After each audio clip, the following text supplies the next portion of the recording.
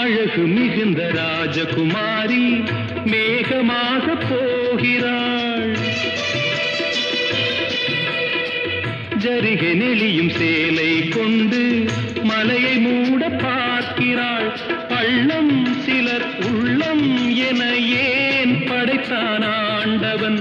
பட்டம் பெற தேடுகின்றேன், எங்கே அந்த நாயகன்? மலையின் காட்சி இறைவன் ஆட்சி. செந்தாழம் பூவில் வந்தாடும் தென்றல் என் மீது மோதுதம்மா.